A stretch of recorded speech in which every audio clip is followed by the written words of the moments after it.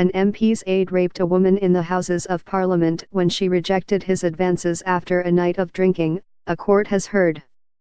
Samuel Armstrong, 24, of Copt Hill, Danbury, Essex, denies 2 counts of rape and 2 counts of sexual assault. Prosecutor Mark Haywood QC told Southwark Crown Court the victim, in her 20s, had been found in distress by cleaning staff at Westminster. It is claimed the attack took place in the office of Tory MP Craig McKinlay. Mr. Haywood QC told the court the defendant, who was the South Thanet MP's chief of staff, abused his position after an evening of drinking at the Sports and Social Bar on October 14, 2016. He said Mr. Armstrong raped the woman twice while they were alone in the MP's office in the Norman Shaw building at Westminster, and added, "In doing so, we suggest, he was interested only in himself." She, in distress, walked and ran through the corridors of that place, Westminster, eventually finding and telling a member of cleaning staff what had happened. He went out another way, using his pass and sending her messages, one of which suggested that he was concerned and that she contact him if she had any issues. But jurors were also told Mr. Armstrong claimed that what happened took place with full consent.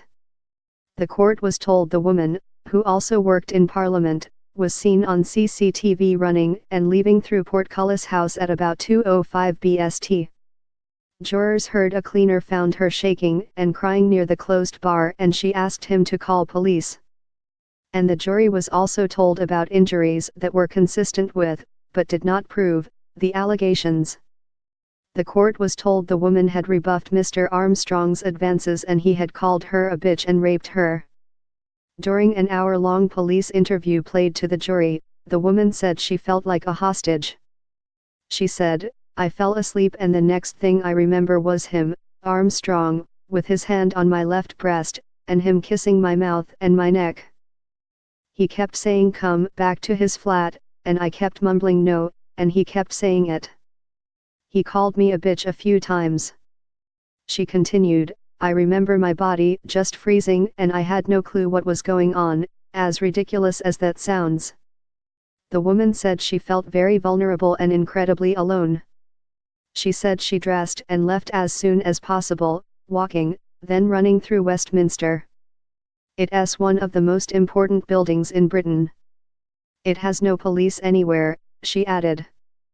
On the evening of October 13, the pair had been drinking in the bar, and at about last orders, Mr. Armstrong, the woman, and 2 other people went to the Leader's Terrace in the Lord's office to drink wine, the court heard.